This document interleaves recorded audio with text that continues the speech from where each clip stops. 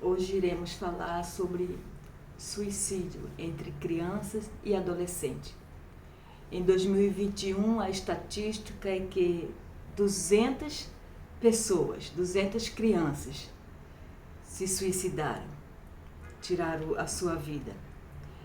E isso é preocupante porque essa estatística foi de 2021, 200, né, no ano. E a tendência está aumentando, não só quando a criança tira a sua vida, mas também quando ela se automutila, porque é uma maneira dela chamar a atenção. E nós adultos temos a estranha mania de acreditar que as queixas de uma criança é apenas uma maneira dela chamar a atenção, é apenas frescura, é apenas dengo ou algo assim. Mas na realidade está bem longe de ser isso.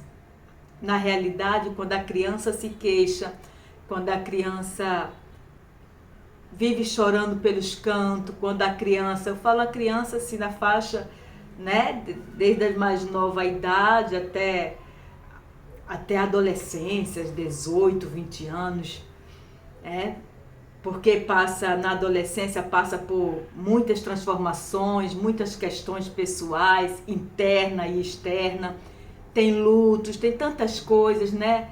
Fim de relacionamento, hoje em dia os jovens, os adolescentes estão cada vez mais se relacionando mais cedo, né?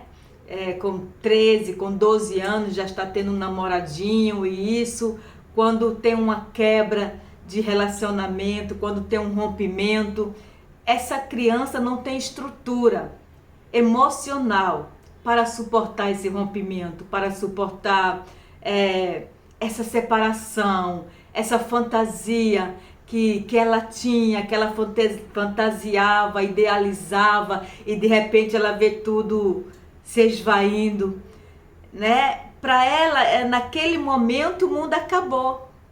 E é uma dor real.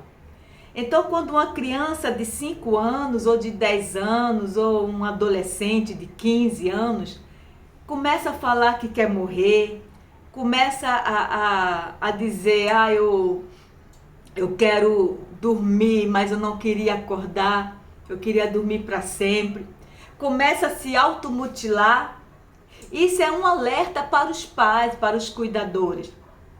Isso é um alerta, não é para de maneira nenhuma ignorar, de maneira nenhuma dizer que é frescura, dizer que está querendo chamar atenção, dizer que é só uma fase, depois vai passar, né? Não, não é para ignorar, é para correr e procurar realmente uma ajuda profissional na área da psicologia, da psiquiatria, e prestar atenção nessa criança. Porque muitas vezes ela se automutila, mas não mostra aos pais. É escondido. Começa a usar roupa de manga comprida para os pais não ver os cortes nos braços, nas pernas. Então tem que prestar atenção no comportamento da criança. Na minha adolescência eu passei por muitas dores. Primeiro o luto do meu pai, depois o luto do abandono da minha mãe. Foram 2 lutos em seguida. E naquele momento que eu mais precisei de acolhimento, eu não fui ouvida, eu não fui ajudada. Ao contrário, acharam que era frescura, né? Uma certa vez eu falava sempre, eu quero ir embora, e a minha mãe pegou as minhas roupas e fez uma trouxa assim, botou dentro de um lençol e amarrou, colocou na minha cabeça e me empurrou de porta fora e falou, então vai. E eu fiquei no meio da rua com uns 10 anos por aí, eu fiquei no meio da rua com a trouxa de roupa na cabeça, sem saber para onde ia. Quando eu falava eu quero ir embora, eu estava dizendo eu estou sofrendo, né? Eu estava com outras palavras dizendo eu estou sofrendo. Quando eu falava eu quero morrer, eu estava dizendo eu quero ajuda. Mas não para a minha irmã pegar um veneno de rato e fazer eu engolir o veneno de rato. Claro que ela não quis, não era a intenção dela me matar, ela só estava achando que era frescura e com veneno de rato iria me curar.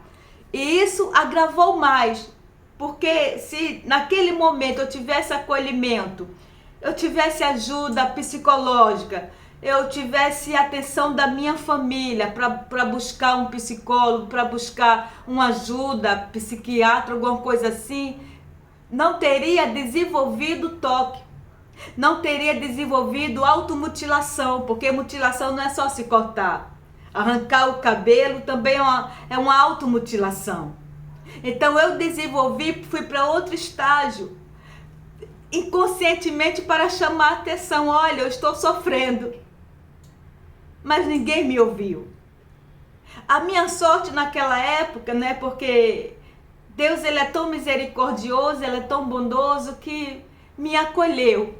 Eu ouvi o evangelho da salvação, ouvi dizer que Jesus é bom, que Jesus é o Senhor, é o Salvador, que ele nos amou de uma grande maneira, que morreu por nós, e eu aceitei aquela palavra. E nesse momento de dor, quando eu dizia eu quero morrer, eu quero ir embora, às vezes até fugia de casa, nesse momento de dor e de desespero, a única coisa que eu tinha para me apegar era fé em Deus. E isso foi o que me salvou. A fé em Deus, a fé em um ser superior que me ama, que me acolhe, que cuida de mim. Isso me salvou. Me salvou de um suicídio de verdade. Me salvou de coisas ruins na rua, na madrugada, quando eu não queria voltar para casa para dormir, porque era insuportável a relação com a minha mãe. E eu ficava na rua perambulando a noite inteira até o dia amanhecer. Me salvou de coisas terríveis na vida. Porque a minha fé em Deus, toda vez que eu me sentia sozinha, que as pessoas, que a minha mãe não me escutava, que as minhas irmãs não se importavam com a minha dor, eu recorria para Deus. Eu recorria para os braços do Pai. Mas eu quero dizer a vocês, antigamente não existia internet. Era raro falar sobre psicologia, até porque a psicologia tem uns 50 anos só no Brasil. Ela é recente, ela é nova aqui no Brasil.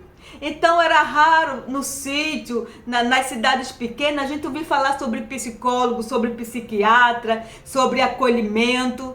A minha mãe nem imaginava o que era isso. Mas hoje em dia temos todo esse acesso. Hoje em dia temos essas ferramentas. A ferramenta psicológica, a ferramenta da ciência, a ferramenta da psiquiatria, dos remédios anti-ansiolítico, antidepressivo. Tem a internet que explica, que fala o que é depressão, fala o que é TDAH, fala o que é toque. Então nós não podemos ser omissos. Se os nossos filhos estão pelo canto chorando, se ele muda o comportamento, se ele anda só com roupa comprida, temos que olhar o corpinho dele sim. Se ele fala o tempo todo que queria dormir, mas não queria despertar, temos que saber, temos que buscar. De maneira nenhuma falar é frescura. Tá querendo aparecer, tá querendo chamar atenção, tá querendo ser o centro das atenções. Não, porque isso piora.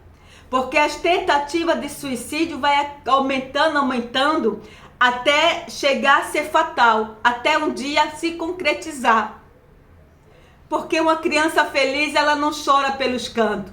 Uma criança feliz não fala que quer ir embora da sua casa, da sua família. Uma criança feliz não fala que quer morrer.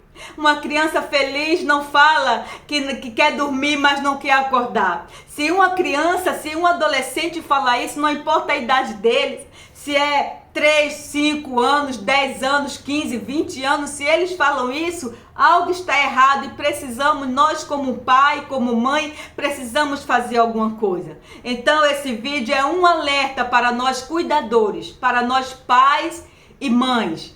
Não ignore o grito de socorro dos seus filhos. Não ignore, mesmo que seja para você coisa boba. Busque ajuda. Se ele não quiser se abrir com você, porque normalmente os filhos têm essa resistência aos pais, busque ajuda profissional, busque ajuda terapêutica, busque ajuda da psiquiatria. Não tome remédio, não compre remédio para seu filho sem antes passar por um médico. porque assim você vai estar salvando a vida do seu filho. Não ignore o grito de socorro dos seus filhos. Em nome de Jesus, medite nisso e busque ajuda para os nossos filhos. Em nome de Jesus.